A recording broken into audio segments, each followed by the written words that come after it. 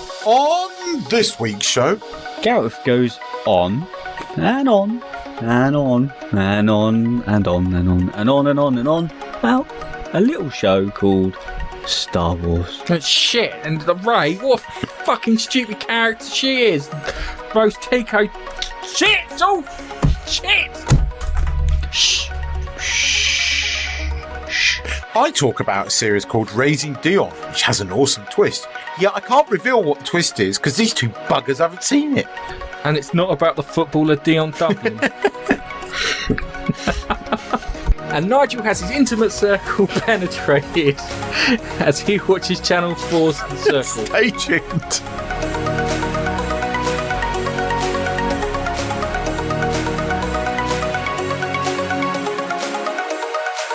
Hello, ladies and gentlemen, boys and girls, geezers, gamers, Jedi, Sith, superheroes, people who are being exposed to social experiments, people who are crossing over into infinite universes, and AIs everywhere. Welcome to this week's Monkey Nut Punch podcast. As always on these podcasting journeys, I have my short, indomitable friend who was told at a very early age that he'd be good enough to play for Accrington Stanley. It's Nigel. Say hello, Nigel. Who are they? Thank you. I was about to do that. I was really hoping you remembered that. That's something that not many people are going to fucking pick up on. It's God, just we're our old. generation, I think. It's just for us and people who are in the UK. Because if you're in the US, you'd have no idea. When I No grow idea, up, but, I'm going to was be that good in enough Rush? to play for It was in Axel Russia. and In Russia, Stanley. if I don't get off milk, I'll be good enough to play for Accrington Stanley. Accrington Stanley. Yeah. Exactly. Really? Anyway, hi. And a man who has been given his own stellar designation by NASA. That's Keith. Thank you. Mate, I like that one. mate, they relegated Pluto to make way for you. There is. That is the if you- real reason behind Pluto's demise. It was my if you fault. ever Sorry. play, watch it. If you ever play, what's the game? No Man's Sky. I have labelled up a system in there called the Keefe system. If you can find it amongst the trillions of stars that are out there, If you can find it. so he is technically a planet. I have entered the Keefe system, haven't I?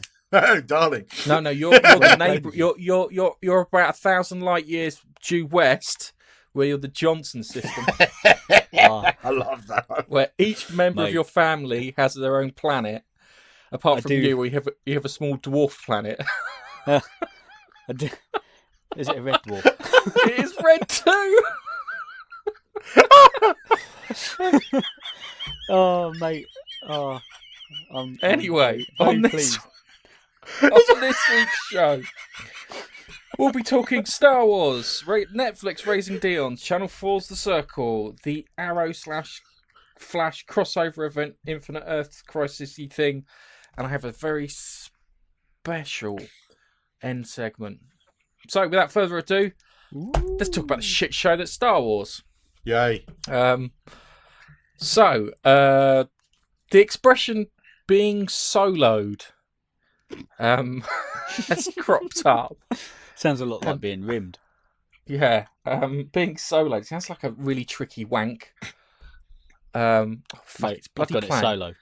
Yeah, but yeah. So being solo, so it means that it's reshooting a good chunk of, I think, non set pieces. So all the dialogue and all the storyline bits sound like they're all being refilmed. Because apparently the cut of the Last Jedi, not Last Jedi, cut of the Last Jedi was terrible too. The cut of Rise of Skywalker didn't go down too well with the audiences, which isn't good. So they've gone, and they've gone back to the drawing board to try and redo the stories. And given all the stupid shit that we've heard, everything from Emperor Palpatine somehow surviving being thrown down a Death Star and then being blown into a million pieces and surviving, just it sounds fucking terrible.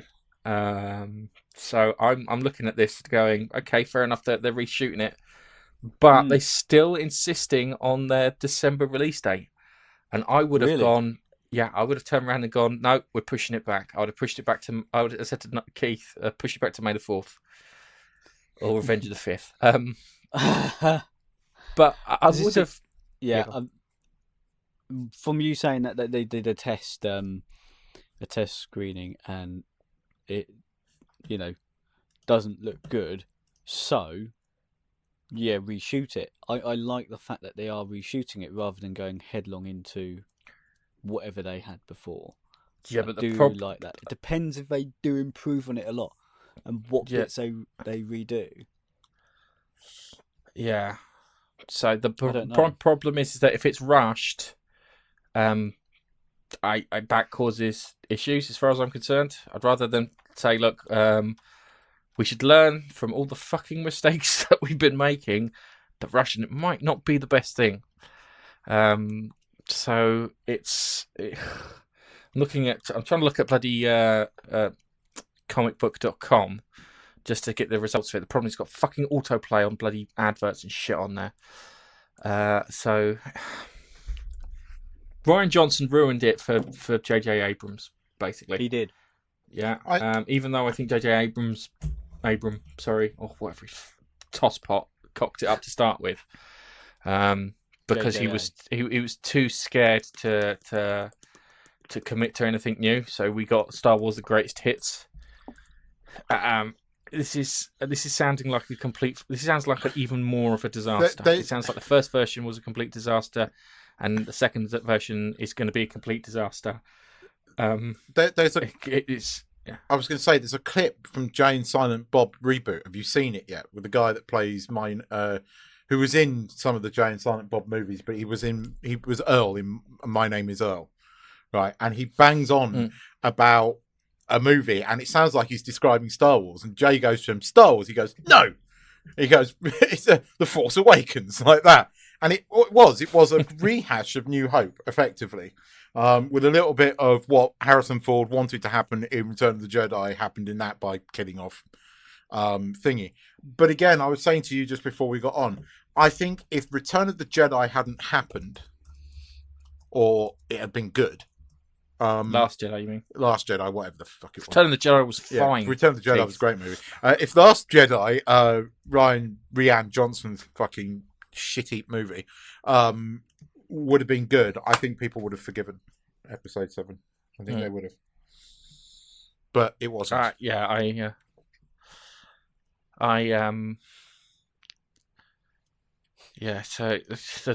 it's a rumor at the moment, yeah. But given the shit that they've had with The Last Jedi, with Solo, with Galaxy's Edge, both at California and Florida, and the interest in this whole thing just dropping off because lots of people watched it and went, nah, fuck that. So yes, the rumor actually comes from Doomcock, which is ironic because it wasn't comicbook.com. It was Bounding Into Comics I was supposed to go to. So he's been chatting with people, and apparently a lot of other people who've got connections to Lucasfilm are now pressing their people because this is being reshot, and we're waiting for answers to come back, which will probably happen during the week. It sounds like this is a complete fucking disaster. Apparently, Rey's going to raise the Death Star. Yeah. And the dead by the end of the film. How? Well, the first things first. It can't be the first or the second Death Star. There must have been a third Death Star. Because you can't raise the other ones. Because we all saw 1 billion pieces. There's no fucking way she can raise it out of the sand when it's been fractured into 1 billion pieces. No. And it's shit. Then again, you've got the guy. You also got a guy called Freddie Prinze Jr. who did the voice of Caden Alenko, or whatever his name was, in Rebels. Well, I love Rebels and I like the character and everything, but this guy's like kind of, oh, you're just mad that the franchise isn't aging with you. I don't sound rude or anything. Everyone likes fucking Marvel. Who doesn't like Marvel? People are liking DC at the moment too. So, No, it's shit stories. That's your problem. I've just opened up an article about this, and although they just said what you've just said, the top comment is just redo everything Rian Johnson did, and the movie would be just fine. I don't know. Semi-true. The other thing I've heard is that they're having to repair the story so much that they're considering to split it into two. And it sounds weird. I think I'd be okay with that. Yeah, but then I don't think they can, though, are they? Because they kind of like you're meant to have episodes 6, 7, and 8, or 7, 8, and 9. Why can't you have 9 and 10? Because there was never an episode 10 planned. I think it would piss off Star Wars fans even more. Why would that piss off Star? If it was a good and entertaining story, I don't think it would piss anyone off. That's the question. That is the question. That is the big question. I would delay it, and I would sit there and make sure that this thing was perfect before it went out, because the money that you think you're going to save on doing this, by putting out a half-baked product. The other thing too is I wouldn't have J.J. Abrams in it. I'd ask fucking Chris Nolan to do it. Serious. If you want someone who wants to give it if you want to update it, give it more serious, gritty tone, do that. And this is the fun thing when it comes to like kids shows and stuff. When you pitch a kids show and you say you're pitching to 11 and 12-year-olds, you don't pitch to 11 and 12-year-olds. You pitch to 14 and 16-year-olds. Mm-hmm. The reason you do that is kids always kind of look up an age bracket. Yeah? With the exception of preschoolers who don't quite understand yet, all the other kids always look up an age bracket. They don't quite get it, but then they appreciate it and then they live with it just a little longer than it should be.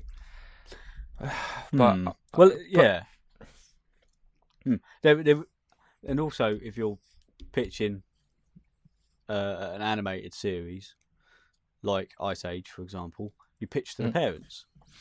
Yeah, well, you pitch to the parents, but you see the trick with Ice Age is they kind of split it with there's some jokes for adults in it. Oh, my favourite joke of all time was in Ice Age, where the sloth has got this little baby something or other. I can't remember what the baby was, Sabertooth or something. I don't know. And it's obviously not his baby, and he's decided to get some milk for the little baby, whatever it is.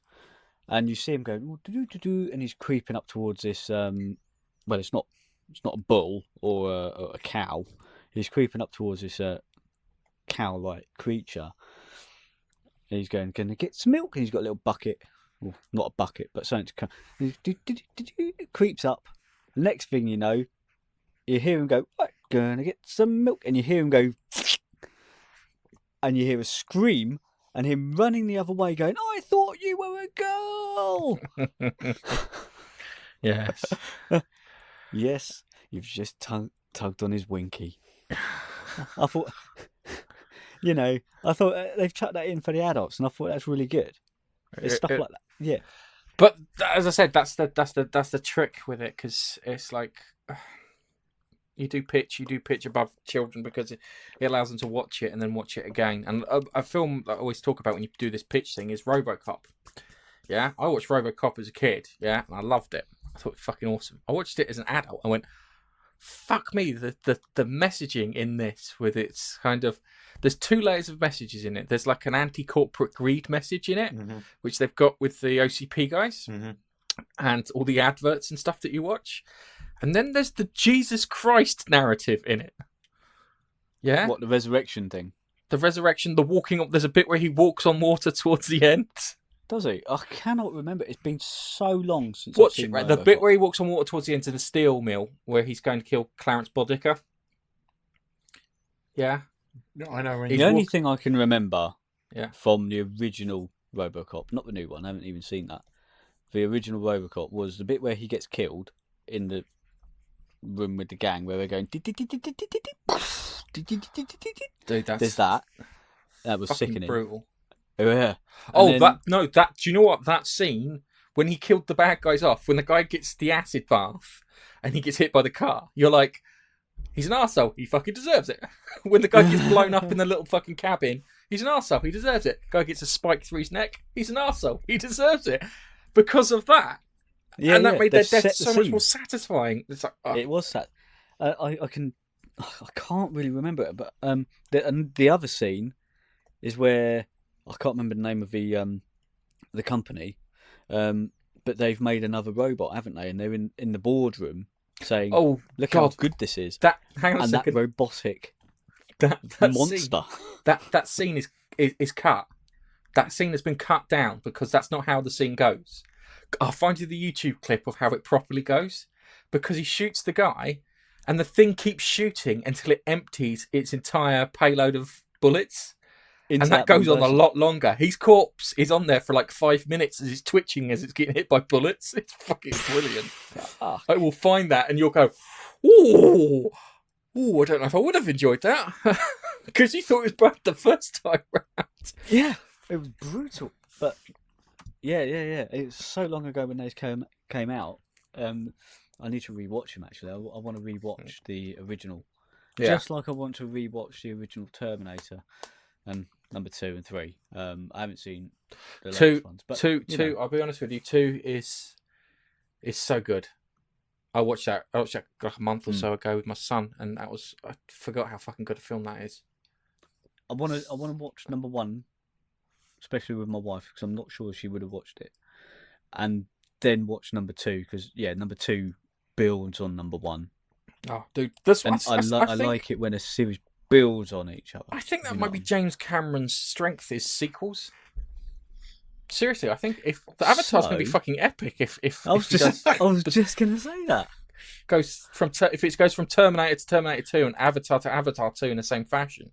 The downside is he would I don't think he should go for 5 if he's got one really good idea. Just do the second one. Is that what you're saying? Apparently they're going for 5 of them. Well, I hope they've got a good old set of stories going on that builds on each other. He's been meaning to do it for years, but he's too busy fucking hanging around the wreck of the Titanic in real life, or diving down to the deepest trench in the world, isn't he? He did that. The Ariana. Yeah, Mariana. He dived in a penis-shaped submarine. It was kind of like it looked like because who doesn't? It looked like the mothership out of Homeworld stroke a penis.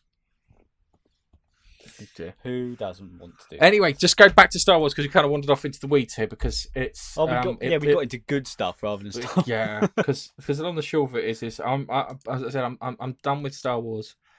So this is I find this just amusing. It's like watching a fucking dumpster fire of a film, especially when they sit there and say they're gonna have to reshoot 75%, and that 75% is going to be all the story stuff. Yeah.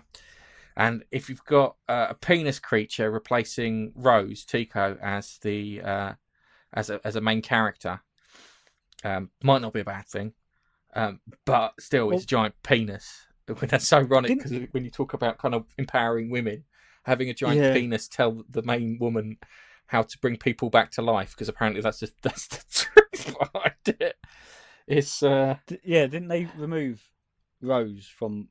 We did that last week where I showed you all the merchandise where they just took her away. I mean, why is she not part of the film? I think they might have. They might have. As I said last week, I think it's because J.J. Abrams greedy cunt and he doesn't want to give Rian Johnson any money out of spite. And I can back him up with that out of spite. But I'll be frank with you. I agree with that because you really did You thought the franchise was going in the wrong direction, and then he really pushed it in the wrong direction, and I hated the way he portrayed Luke as a fucking crazy hermit. Hated it because he was never like that.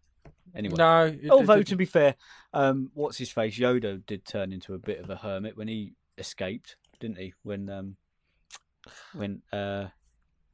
Luke found Yoda in that swamp place, if you remember. I'll be frank with you. When it comes to Luke, he could have just turned around and said, this whole thing with planet-destroying weapons and evil empires rising up, if you check the history books, we have done this time and time again, and I want to break the circle. The only character I think it'd be similar to would be Tron Legacy. Oh, Jeff Bridges' character in Tron Legacy, where he was like he didn't want to interfere because if he interfered, that would cause issues. Yeah, and it was only when something turned up to disturb the balance that he could do something. And that was kind of that was the thing, and maybe he should have gone down that route. And if he would have turned up at the end and genuinely fucking fought, he would have destroyed like half the fucking ATA walkers and whatnot, fought Kylo Ren, got injured and taken away. Yeah. Do you know what? I might actually sit down with a film and go through all the bits that he could have changed to make it better. And the first thing I would have done is Rose Tico would have died. She'd have died saving Finn's life. Yeah? And the reason that she would have died saving Finn's life is then when you go back to the whole Canto Bite thing, kind of makes sense because it's like, what would you do if it was your last day?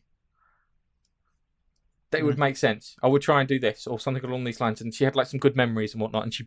And then Finn would have been caught by the First Order, so they'd have someone to rescue at the beginning of Return of the Jedi, like Return of the Jedi. Yeah, it would have just. It gives me a headache, and I have no idea how to fix it. I could fix a lot of the stuff in it with just a few things here and there to make it a bit more interesting. The first things first, Ray. No, I'm going to do a mauler if I carry on like this, and we'll be here for 3-4 hours as I explain every fucking minutiae. Little thing. Please no. No, I get enough of that when I see you in real life. Yes. So I might save that. I might just record on my own and just have fucking the thing and just run through it and say what I do to fix it. Just little things to make characters seem a bit more in line with each other. In fairness, Gareth. Yeah, and if you were to change something near the start, obviously you got to assume what they might do later on down the line if you've changed something early. The butterfly effect, Yeah. how that would swoop through. Yeah. But in fairness, Gareth, I mean, you would improve it because nobody could do worse than what fucking Ryan Johnson's already done. It's just fucking Marty McBellend. Yeah. But it's the fact that he just doesn't shut up online either. It's the fact that he just carries on. He can't. What? It's the sheer arrogance of the man. He just. Well, it's the on the short of it is he hasn't got a career anymore and he knows it. That's where he's locked in that moment of death where his career ended. Because no one wants to give him anything, because if I give you a franchise, there's a chance that you're going to kill it and cost me billions or hundreds of millions of dollars. Yeah, so he's now relegated to doing indie films, which I think probably will suit him down to the thingy. And Lupo was shit. Utter bollocks. Was it? I've never I seen don't know why it. people like that film. I fucking hated that film. I've never seen The it. only thing I liked was the fact that Gordon Levitt put makeup on to make himself look like Bruce Willis. It made no sense. We're going to send them back in time and kill him. Why not throw him in that fucking furnace over there? There'll be ash. There'll be nothing left. It's cheap. The fucking premise, the core premise made no fucking sense. Oh, Looper was a good film. No, it wasn't. It's bollocks. If you were sending people back in time to play the stock market to make money, it would make more sense. There is a film about that, surprisingly. Oh, Did you like it? Look, then? you guys can I like put it. shares in Apple Exactly. Seriously, exactly. You'd be doing and things like Google that. when they appeared. Yeah. Yeah, that would make sense, wouldn't it? Yeah. You send them back in time.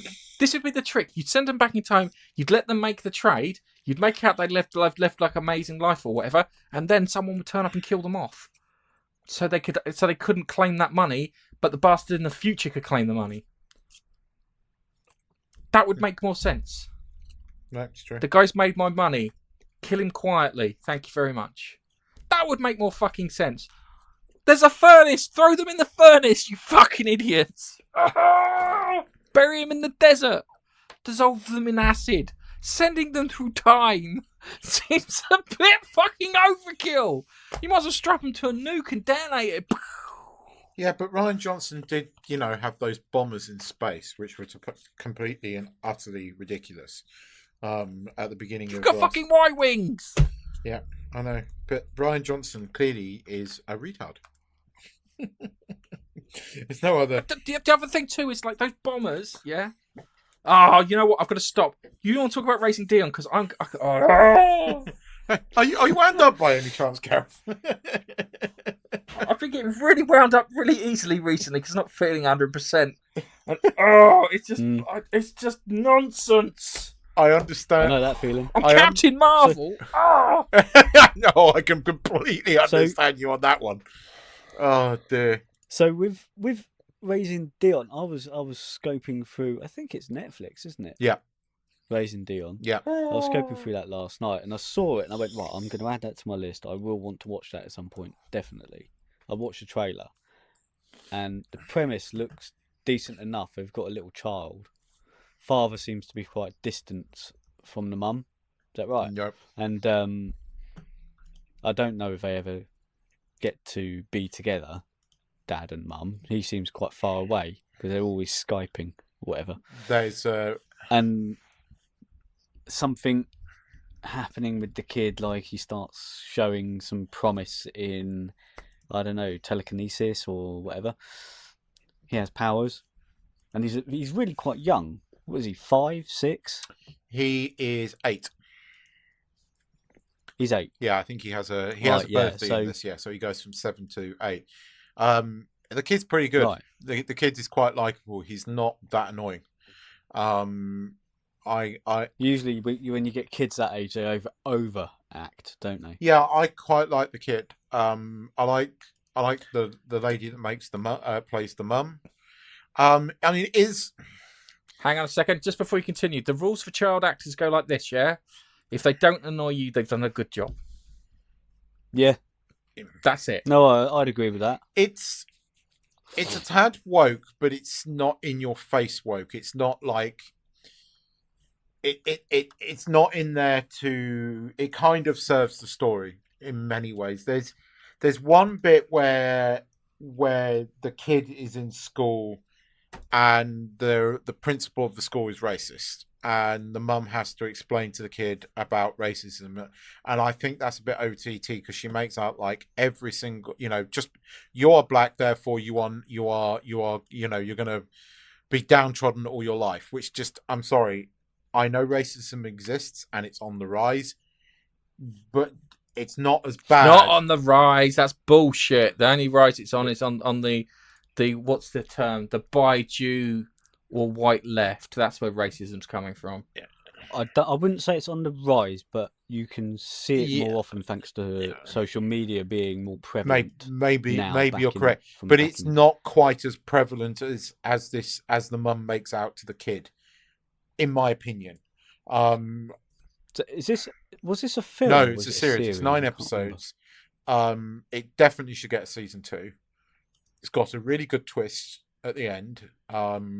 Michael B. It's produced by Michael B. Jordan, who plays the father, and he's quite good. He's not in it a lot, as you probably guessed, but he's quite good when he is in it.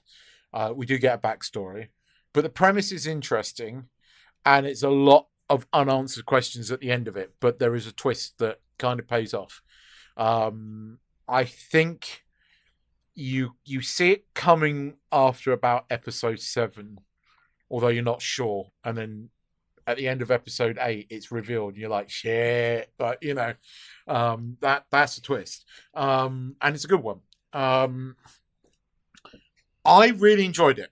As I said, it's a bit woke in places. Like the sister is so the mum's on her own, single mum raising a kid. But it's interesting because she's a single mum raising a kid that starts developing powers, and it's how she deals with that. So it is a bit sort of character driven, but there's a good story to it. Unlike this fucking Mars thing where it's more about the drug-addled daughter and everything.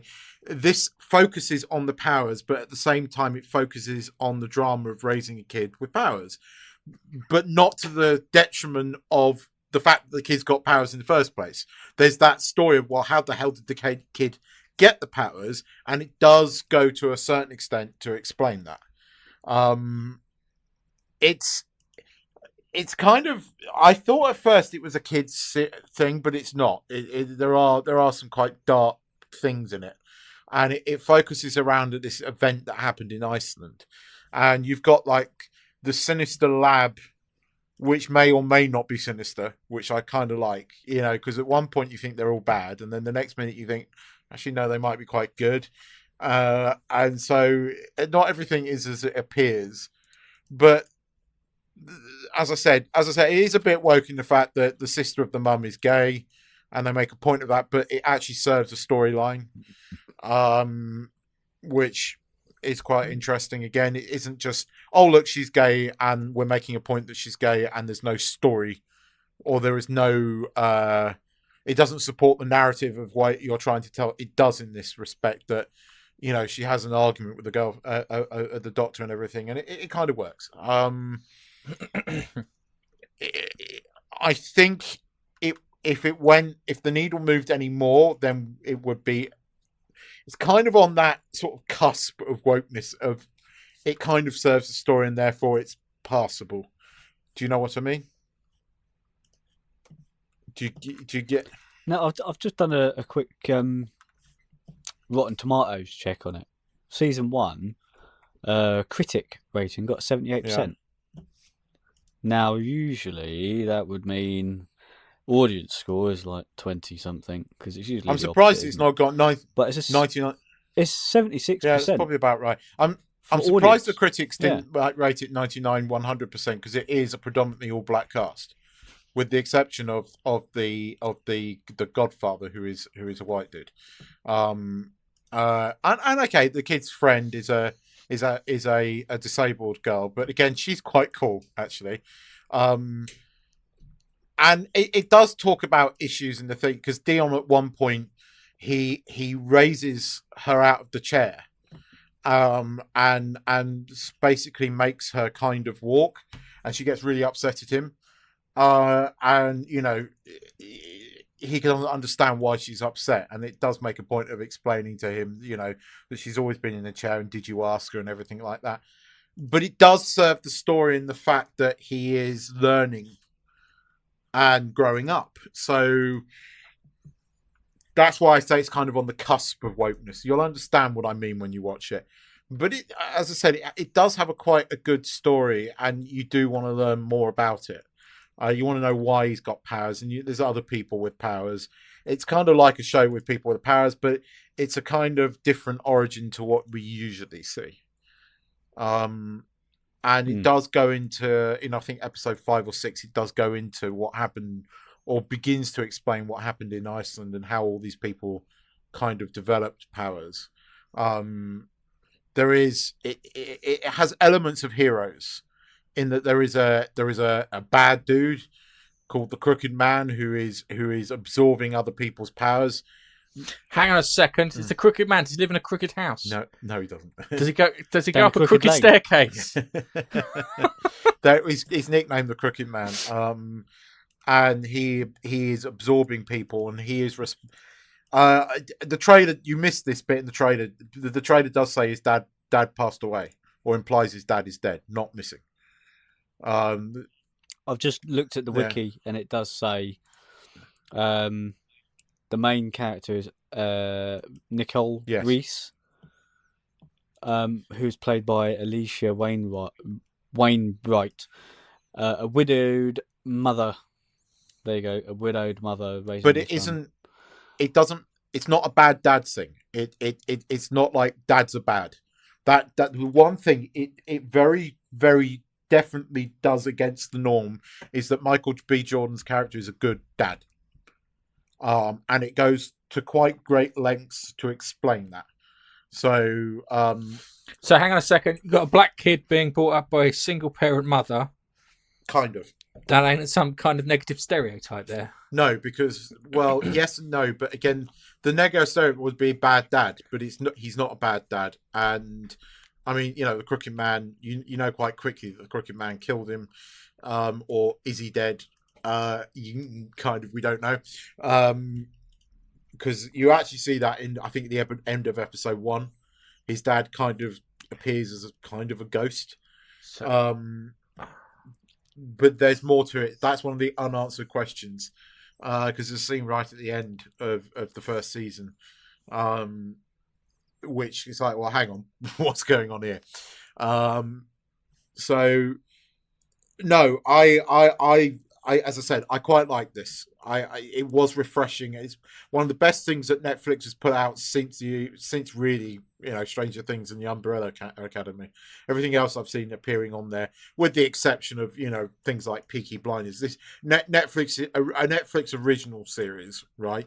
This is probably one of the better ones to come for a long time, because I think Netflix has had a pretty bad year when it comes to their originals. I mean, a lot of their original share shows price have been shit. I mean, Afterlife, God, I couldn't get past the first episode. There was that island thing, which it's so bad it was good. Yeah, you're right. It was so bad it was good. It was good. I didn't even bother watching it. Oh, dude, I saw it last it's night. hilarious. What the fuck is it's that? hilariously It's bad. shit. It is so bad it's entertaining. That's not what they were aiming for, though. That's the bit that gets me. It's worse. I might have to It's watch worse than Afterlife, but it almost goes full circle into the fact that it's exquisitely bad, and therefore it's quite funny. Nigel, you'll just be scratching your head, going, "That doesn't make any fucking sense," all the way through. I tend to do that, yeah. It's written by people who attempted to write science fiction without understanding what science was.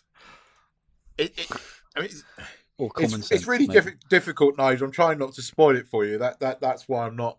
So I'm being vague about it, because I don't want to spoil it for you, because it really does have a good twist. When it comes to series, without spoiling, all I want to know is, are the characters believable? Is the plot decent? There's annoying characters. The sister is annoying, but she's meant to be annoying. If she's meant to be, then she's I like believable. the fact that Michael B. Jordan's character is flawed, but he's not a bad dad, which goes against the norm. I like the mum because she is flawed. I like the kid. Yep. I like his mate. One of the kids is a kind of bully. He's a bit irritating, but there's more to him, which we don't know yet, but it hints at stuff. Genuinely, I think it's interesting. Some of the characters are likable, some of the characters are not, but that's what it should be. It has likable characters. They are flawed, but they are likable.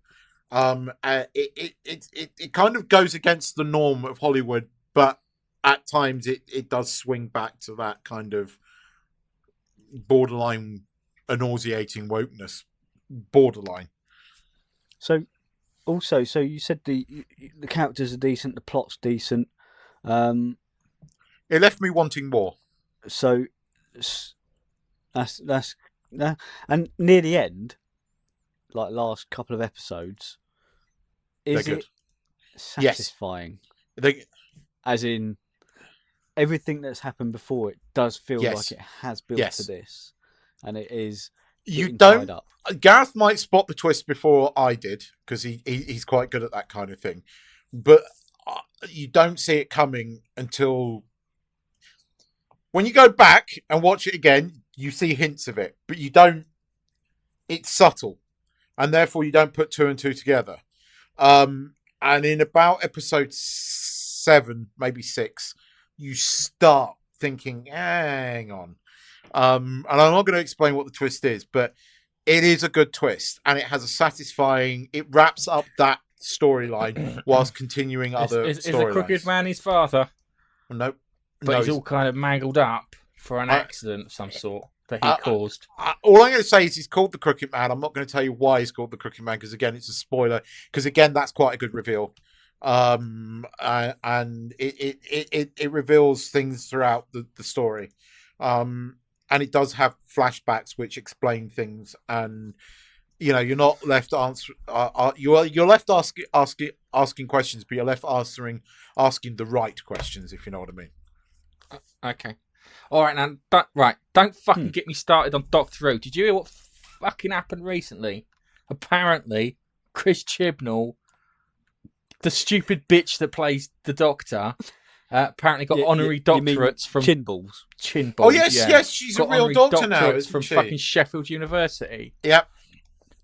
What the fuck? Is it one of those honorary? Yeah, honorary ones. Yeah, but look, it goes like this. Yeah, they shouldn't be getting any fucking awards whatsoever.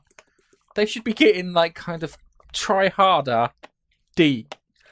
Yeah, you've made something. A participation trophy. Yes, give them participation trophy. Right, you've just devalued the fucking thing. And Nigel, you want to talk about the circle before I go off on Doctor Who? It's not for you, Gareth. How Gareth, did it's you not get for onto you. Doctor Who? Right, yeah, let's swap. Right, yeah. Okay, right. So the circle, it is a TV show. Congratulations. I know you lads don't tend to watch TV shows that are more like reality shows. But my wife likes to watch them, and this is one that came on every single day. Okay, just before you start, I will make a confession. I watched two types of reality TV shows. Yeah, one is Gordon Ramsay's Hell's Kitchen because I enjoy Gordon Ramsay melting down at the contestants. It's hilarious. Yeah, and then the other one, is The Apprentice, where I enjoy Alan Sugar melting down at the fucking contestants because they can't do fucking stupid basic tasks. Can you spot? I watched this. I watched a couple of seasons of The Apprentice, but I just can't stand the people on it. I like Alan Sugar. I like Alan Sugar. I think the guy has a good sense of humour, and I like the fact that he attacks Piers Morgan. But I can't watch Gordon Ramsay. I can't. He's a prick. And his restaurant in T5 is shit. Watch The Apprentice. It really is. Personally, if I watch an episode of The Apprentice, the amount of absolute fucking stupid things that are done and said really boils my blood. I know what Gareth means. I understand why Gareth really enjoys the dressing down. Yeah, because I love Alan Sugar. I could quite happily just skip the entire part of The Apprentice until they're all called into the boardroom. But then my issue with it is I start getting a bit cringy with them fighting amongst each other as to who fucked up the most. And that starts getting a bit cringy for me. I prefer it when I prefer just listening to Sugar fucking tearing him a new one. So back to this one. Sorry. It was only supposed to be a quick aside, by the way. No, but you're right. Yeah, it was. For us. Right, it's called The Circle. And it's presented by Emma Willis, isn't it? What's her name? You've got a certain amount of players. Play on. Now, the premise is all the players will move into a block of flats at the same time. Now, they will never speak to each other via voice or video chat or anything like that. They never see each other face to face during the duration of the show. They only can talk to each other via text, essentially. So imagine you're talking to each other via, I don't know, WhatsApp, and you're using your voice to text Google. I've not got voice to text. That's asking for fucking trouble. And to be fair, they never really explain the tech behind it, but it is pretty spot on. When you're watching them, they're voicing whatever they want to say to each other, and it always picks it up correctly. And then they'll go, "Oh, change the into capitals," and it will go change it all, and then they use emojis and all that sort of stuff, right? So that's the premise. So also, there is no rules around who you get to be behind the screen. So you can play yourself and be completely yourself and see how far you get. You get to put a couple of pictures of yourself or whoever you want to be up on your profile. You set a profile up and all that sort of stuff. Just social media, right? Now, last year's winner, something I forgot to mention. Every few days, the players have to rate each other in order of their preference of person. So 1 to 7, depending on how many people are in playing the game at the time. So obviously, depending on where you're ranked in that, will depend on if at the end the top 2 people will become influencers and they get a blue tick. So they get a blue influencer tick. And then those 2 will normally go sit in a room which has been split down the middle, and you see them through the windows looking. There's just a big wall in between them, and they can't hear each other. Everything's soundproofed. So you don't know if you're talking to a bloke who's playing himself, or you're speaking to a girl who is playing a bloke, if you know what I mean. Okay. So this little instance there they will have a conversation around who they then want to block from the circle, and then that person is decided between these 2 people. Oh, nice, mate. It fucking sounds horrendous. It sounds like real life. Yeah, that's the idea. It sounds like right. You guys now work for Twitter. You are now in charge of Facebook and Twitter. Who do we kick off the platform? Yeah. So essentially, yeah. It's a popularity game. So last season, season 1, whether or not it's on Channel 4 catch up or not, but yeah, had a few people playing themselves, a few people who in real life are very glamorous, and they've decided to use pictures of themselves that are a little bit less glamorous and average next door Jane or whatever you call them. The girl next door picture, the girl next door. You did a rimmer and gave her the name Jane. Yeah, they did a rimmer. And you've got people playing. Actually, last year's winner was a bloke called Alex Hoban. And in reality, in the game, he played as his girlfriend, Kate.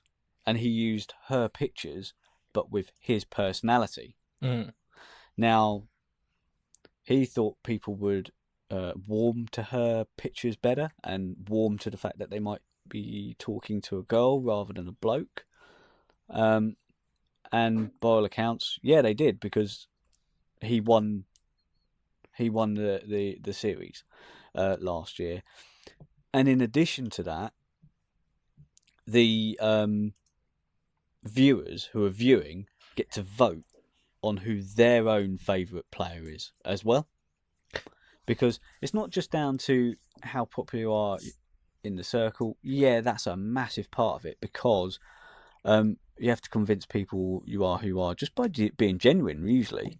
You know, and people will warm to you and adhere to you by you being a nice person, usually, in essence. And then the last 4 or 5 in the last season go through to the live final, and just before they meet each other for the very first time, which is after 3 weeks, they will have rated each other in order 1 to 4, 1 to 5, and that person who has become the best rated will win 50 grand, and this season it was 70 grand. And then also you get your viewers champion. Everyone will sit there and go, well, I've really enjoyed watching this person, I'll vote for them. And this season, there was a bloke in there. His name was Tim Wilson. Okay. He, as soon as I saw him, the way he was dressed and the way he's in his 60s and he's got this beard. He just looked like Robin Williams, and I fucking love Robin Williams. One of my most favourite actors.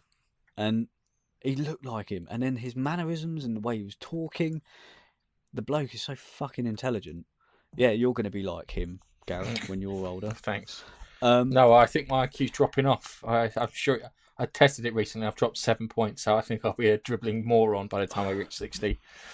I've probably dropped about 20, to be fair. And he was learning hashtags because he'd never used social media before, and this was a new thing for him because he's been a professor. From the top of my head, he was a professor. He was a monk, and he was an ex-politician. But according, You know, he was so bubbly and nice and warmth. I was just sitting there going, fucking hell. How can somebody actually... He was playing himself entirely, and the audience could see that. And his characteristics were so much like Robin Williams. I think it just endeared the nation, if you know what I mean. Really, to get a feel for what he and how he played the game. It is a game. Didn't he have Richard Melody or what? He, at some point, he was... Sorry, you broke up Sorry? there. Didn't it have Richard and Judy, Richard from Richard and Judy in it at one point? Did I read that correctly? Yeah, so you did. I thought that was going to be a complete shit show, but when he moved into a flat, it's a block of flats, and they're basically using the whole block of flat, and they've put these people who are contestants on the show, because when they block someone, they'll bring someone else new in. And whenever they bring a new person into the circle, they will have been in their own flat for the same amount of time, being cut off from reality, and they would have been in isolation as well, except for not interacting with the people in the game at the time. So Richard from Richard and Julie, what's his name? Madeley. Madeley. He was also doing that, and then they brought him in. I think it was end of first week, and the public got to choose who he was going to play, and so he had a choice.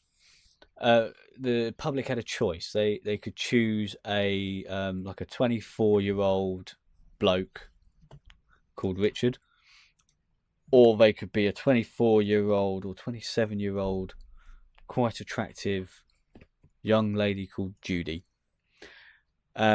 Of course, the public chose Judy, and he had to, as a 60-odd-year-old man, think how a 27-year-old person would be thinking and convince everybody that he was who he was saying he was.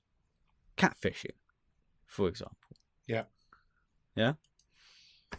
And his objective was not to win, obviously, because they were going to take him out after a certain period of time anyway.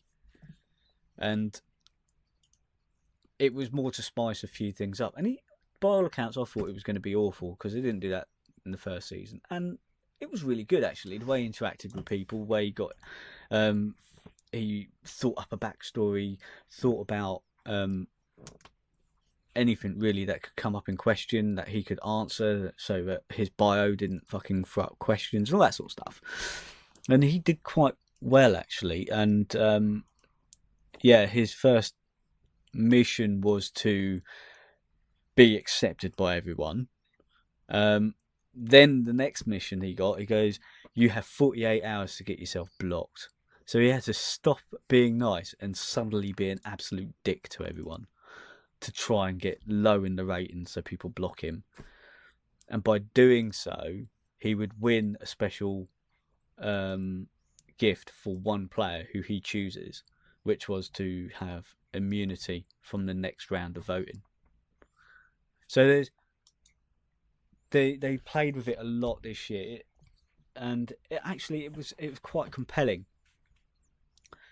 It was quite compelling, and really the star of the show was Tim. It really was, because I could fucking just sit there and watch Tim. Brilliant. No, he didn't win the end because he was such a strong player. He was literally an influencer every single time because the other players were rating him so highly because he was just nice to everyone.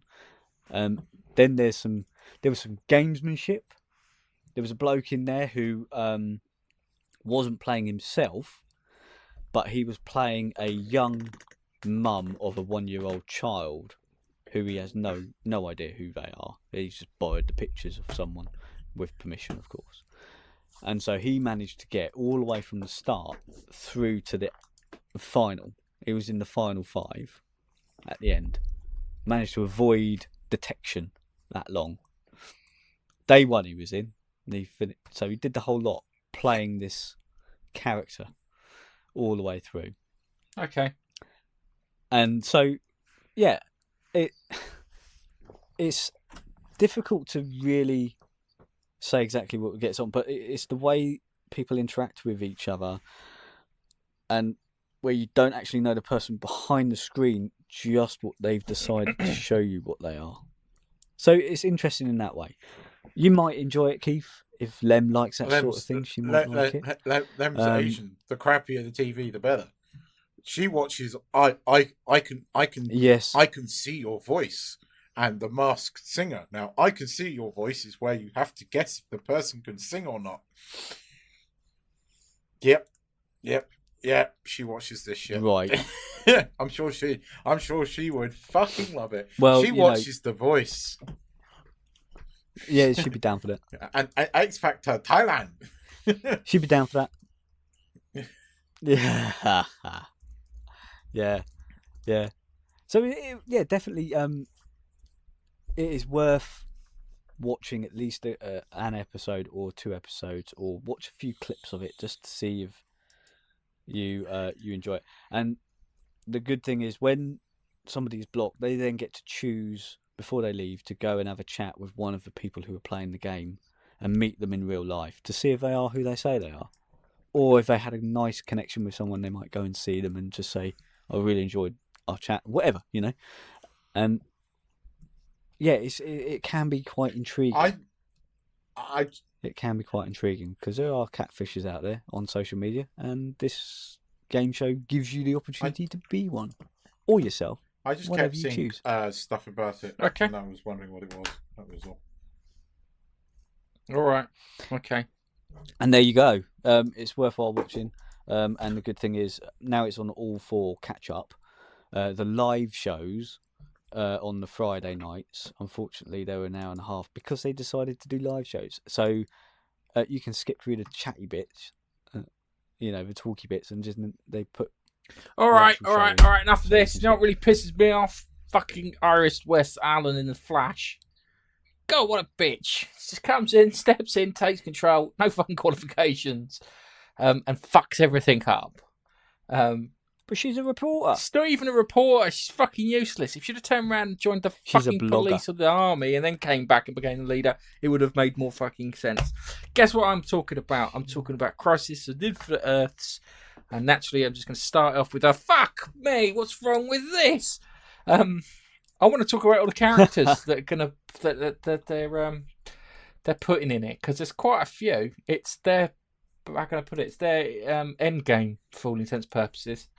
And watching people review the series, because I haven't got around to actually watching the series, and they're talking about how the Flash, first 2 episodes of the Flash tie straight into this, and the first episode of the Arrow ties into this, which looks interesting. I'll be honest with you, last year I watched all the way up to the crossover, and then I stopped watching it because I wasn't interested. Same. After the crossover, I've got so many episodes. Yeah, I went back and watched a few of the other ones, and I'll be honest with you, just kind of skipped through it, but yeah. I kind of watched it on fast forward. It's yeah, fair enough.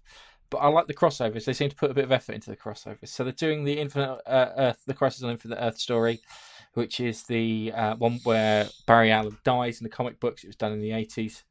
There was a character called the Anti-Monitor from an antimatter universe who turned up and turned our universe into an antimatter universe, which then caused it to then just destroy itself because matter and antimatter, when mixed together, go boom. I don't know if that's the same kind of thing they're doing there. But we've got what do you call it? The characters in there. And there's a lot of characters and a lot of rumours going around, which are pissing me off. And I'll get to that when I get a chance. The first one, first character we're going to have in it, naturally, because it's Crisis on Infinite Earth, you're going to have the Monitor. Yeah. I don't know why he can't be flat panel. I don't know why he can't be 4K. But we've got the Monitor. Then you've got the Anti-Monitor, and the Anti-Monitor is actually, fuck it, I need to share my screen so I can show you guys. More importantly, should really share my screen. It's bad for you guys listening on the podcast. Then you've got the Anti-Monitor, who's from the Antimatter universe, played by the same guy, but he looks like a dried up prune. He looks a bit like I thought Thanos. To be fair, Yeah. he does look a little bit like Thanos. Yeah, he because the Anti-Monitor. If you look at the Anti-Monitor looks like a Transformer. If I find a picture of the Anti-Monitor from Infinite Earth, he looks like a Transformer. Got to find the picture now. Images. Here you go. Yeah. So can you see him? Let's get this picture up. Come on, load your tarts. It looks more like he actually looks like Galactus in that picture, but he looks more like a Transformer than he does Thanos. Yeah. But you've got the character in there. You've got the Anti-Monitor. You need him because he's the main bad guy who's threatening the multiverse. He's gonna destroy it. Then you've got Diggle's wife, Lila Michaels, who's supposed to be the head of Argos, and I mean Argos as in the place that you go in and you go, "Can I have this, please?" And then they get the item from Outback and they sell it to you. That's a joke. That's the one. We've got Kevin Conroy as That's old the one Batman, that I think because you can't. I'm interested in. I think there's a lot more fan service in this than there was in Endgame. There's a lot more fan service in this. Oh, dude, there's as much. They've gone out their way to get as much fan service for every DC TV show and film that they can get. So they've got Bruce Wayne. He's going to be playing the old Batman. So I imagine it's probably going to be like the old Batman in Batman Beyond. Yeah, if you've watched that. Yeah, so he's going to be that kind of Batman, I think. Yes. Then you've got Robin, but Burt Ward is going to be in it, but from the screenshots and bits that I've seen of him, he's like wandering around with a cardigan that kind of looks like the Robin costume and a dog. So I think he's just going to be like a background character. He's meant to be an old Robin. I think he's going to be alongside Kevin Conroy. He's huge, mate. He's as big as you. He's bigger than what? you. Burt Ward? Yeah, I know. Yeah, he's fucking massive. Then you're gonna have Wonder Woman, Linda Carter in there. I imagine they will probably make her president of Earth, wherever Kara comes from. It should be because she already is, or former president. Or did they kill her off? I can't She was an alien. Didn't watch Supergirl. Yeah, so they're gonna have her there. And then you got Kingdom Come Superman. That looks good. So you've got Brandon Routh playing two parts, unless they kill him off in Legends of Tomorrow, where he's going to play the Kingdom Come Superman. And the only thing I know about the Kingdom Come Superman is he's immune to kryptonite. Yeah. And his costume's pretty cool. That's it, because apparently it does look cool. So he has no weakness. No, he's got a crippling fear of spiders. No, apparently it's Spider-Man. And then we've got Supergirl in a new costume with a new hairdo, which I haven't got a picture of here, which is annoying. And then we've got Alex Danvers, her sister. Oh, great. You've got Lex Luthor, played by John Cryer, who doesn't look like Lex Luthor. No, he's got dirty Sanchez. He looks like someone who's selling me fucking dodgy watches. At the back of his car in a pub car park. Then you got Superman from the. Do you need some kryptonite? I've got some kryptonite in my back pocket here. What do you want? Blue, red, green? Everyone wants a bit green. And then we've got the Superman from the Supergirl universe, and the Lois Lane from the Supergirl universe. And then we've got Tom Welling, who's going to be in it. The question is he going to wear the uniform? Because he wouldn't fucking wear the uniform in Smallville. That was like he did at the end. Big stipulation. He did right at the end. No, he didn't do it at the end. If you notice, he only wore it under his shirt and pulled it open, and that was it. Okay. So he kind of got away with it that way too. That was a bit annoying. And then we've got Lois Lane. Yeah. Erica but she's already in it as Supergirl's mum. Second actress to be cast, is it? Ah, okay, cool. And then we've got the Spectre, and the Spectre's quite a big, what do you call it? It's a big cosmic entity for the DC universe. I'm trying to think of what his Marvel equivalent would be, and I can't think of anything his Marvel equivalent would be. Maybe the Living Tribunal, maybe the closest one. That's reaching a bit. It's played by a guy called Stephen Lobo, Which I thought when I first read that, I thought he was playing Lobos, as in the Superman guy, but apparently not. Oh, and the latest casualty. I mean, the latest addition to the CW roster, who I don't think's gonna. I think they're gonna can the series before they get halfway through. Batwoman. She's gonna be Ruby Rose, who can't act. She has noodle arms. She's terrible. Yeah, it's just terrible. And let's leave it at that. You're gonna have. It's annoying because this guy was going to play. Doug Duray Scott was going to play Wolverine originally, but he had an accident and he couldn't. And he'll be playing Jacob Kane from the Batwoman universe. Let me just do that. And this is the one that's been pissing me off all fucking week. Yeah? Lucifer. Because Lucifer, believe it or not, is DC superhero. He doesn't look like the TV character. He looks like David Bowie. And I would really love for Lucifer to be in the crossover. That would put the biggest fucking smile on my face. But yesterday, when I was scouring the internet trying to find out how fucking legit this was, they asked Tom Ellis, and he turns around and said, I have to give it a hard pass, I'm afraid. But he could be lying. So, he could be lying. I'm hoping he is lying. Because the rumour is that he turns up at the end of the Flash episode of Crisis on Infinite Earth. But that's the only scene he's in, apparently. Yeah, but that's still going to be a massive fan service if he is. That'd be really cool. I think he might be lying. I mean, it would be cool. It would be cool. I'm not going to get my hopes up too much. Then you've got the Huntress from the Birds of Prey. I think it's the Birds of Prey TV series. I never knew that existed until recently. It's like, oh, okay. That's how it went down. And then you got Black Lightning. Then you got Green Arrow, imaginatively, and other versions of Oliver Queen. And then you got Diggle. Come on, let's get Wild Dog, Black Canary. Got John Diggle Jr. Deathstroke in there. Got Connor Hawke in there from the future. Yeah, which is why I don't know how that works, considering there isn't one. Switched off Arrow. And then William Clayton.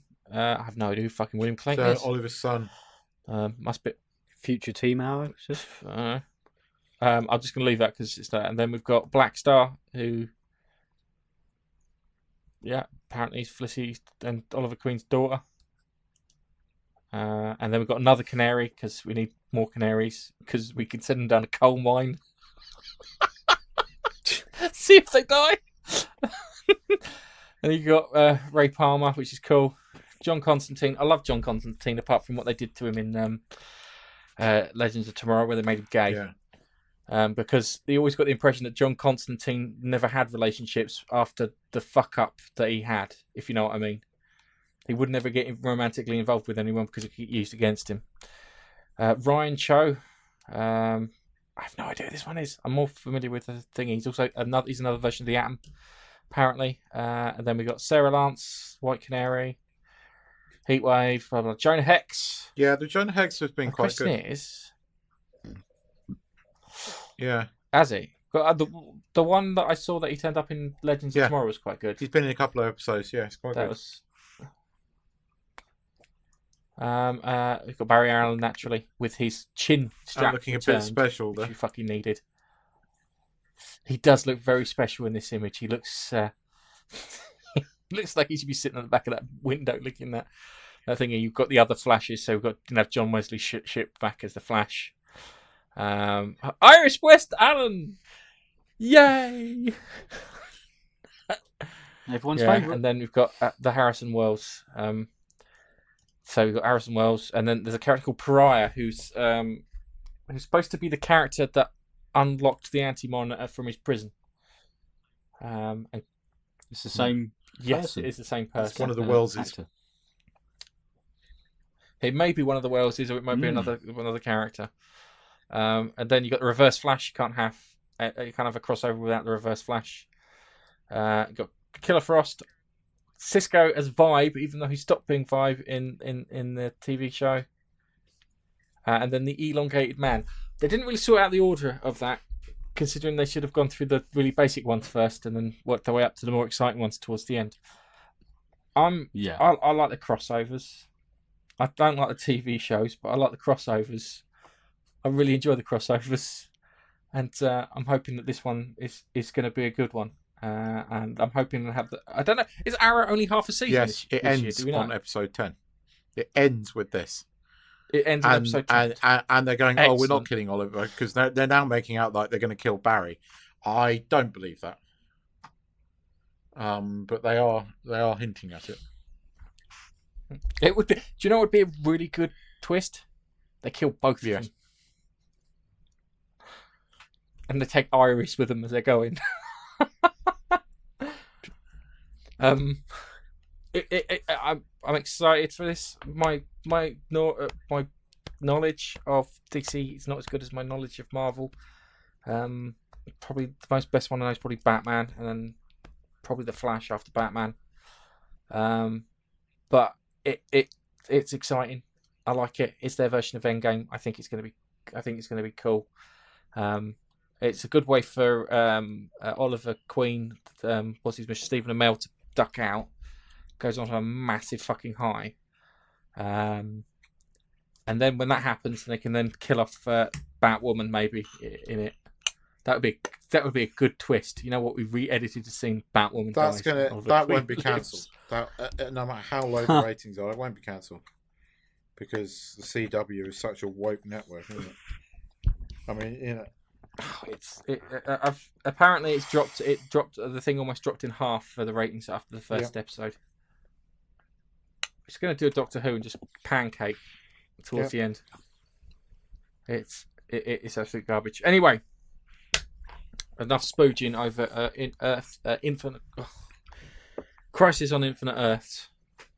I want to bring something up because this is something I watched. I'm subscribed to a channel on YouTube called Dust, and what Dust do is they show lots of they showcase lots of little sci-fi I've seen shorts. a couple of them. And there's one that I watched which was really, really fucking good, and it was literally the other day. And it's mistitled. I think they've kind of mistitled it. It's called sci-fi. It's called Slaughterbots. And the story goes thusly: it's a military company has now come up with tiny little drones about the size that can fit in the palm of your hand, and they carry 2 grams worth of explosives. And then what they can do is they work together in a team using AI. So they can blow down walls or work their way through chimneys or sacrifice themselves so they can hit the target. But they fly up to the target and then blow the people's heads off.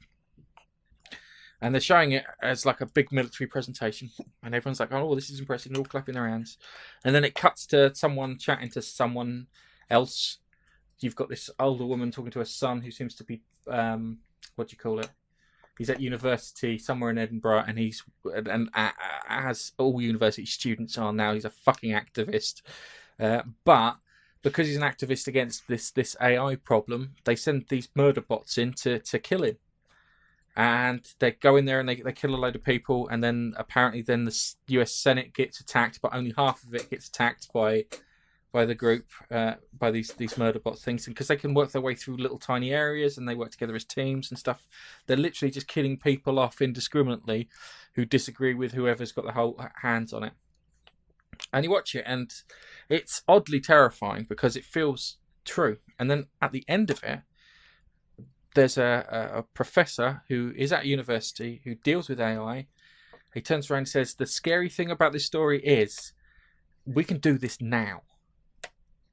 This can be done now, and in the presentation the guy's giving, he turns around, he goes, for the equivalent of a nuclear bomb, we can take out 100,000 people with surgical precision. No one ever fucking, gets missed. And it was a scary concept that you could have this, and it was better than a fucking episode of Black Mirror for a start. And it was just done in a way that kind of got under my skin a little. I know that feeling. I want you guys to watch it so we can talk about it next I know week. that feeling. I know the feeling of getting under your skin. I will watch it. That bloody BBC thing years and years got under my skin as well. So I know the feeling. What one was that? Oh, yes, Yeah. yes. Yeah. Yeah. But this, it's about 8 minutes long. I saw their one called FTL, which was pretty and good. So I will watch this. Yeah, I like the Dust channel because I like going after these little independent things, and you've got a Corridor Digital that I watch because they do special effects people review special effects from films, and they point out good special effects and bad special effects, and they did a plea that says, you should be nice to special effects people because usually they do a good job unless they're rushed, and it's like, and that's the truth, and that brings us neatly back round to Star Wars. If they're rushed, the special effects ain't going to look very good.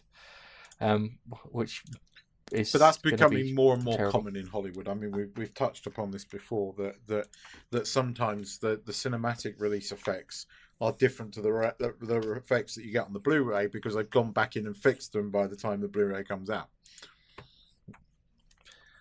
They didn't do fucking Black Panther though. But Black Panther was one. Yeah, Black Panther had crap. issues though, because they were but that's because they put the tender out, so hundreds of special effects companies might work on one movie. You might have an overall leading house that does the big ones, like ILM, who I think do a lot of Marvel stuff, but they contract out a lot of the smaller effect shots. And because there's so many companies doing it now, they tender in and try to go to the lowest quote, and the effects end up being shit because obviously these companies go so low and then can't really put the amount of work in that the shots require.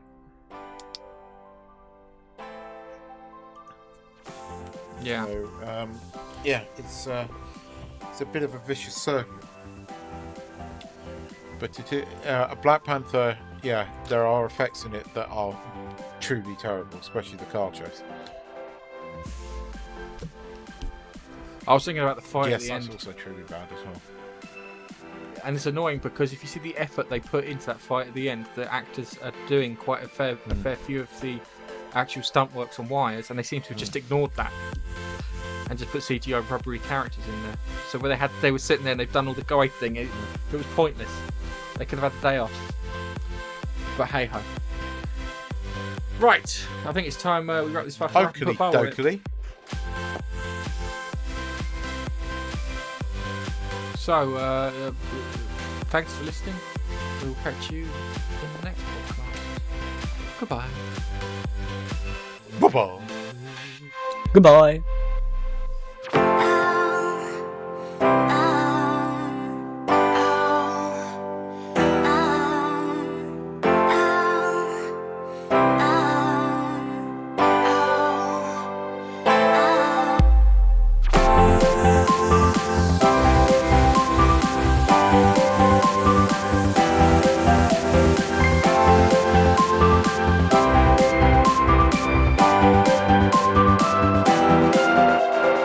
Thanks for downloading the Monkey Nut Punch podcast. You can follow us on Twitter @Monkey Nut Punch. You can also find us on Facebook, facebook.com/Monkey Nut Punch.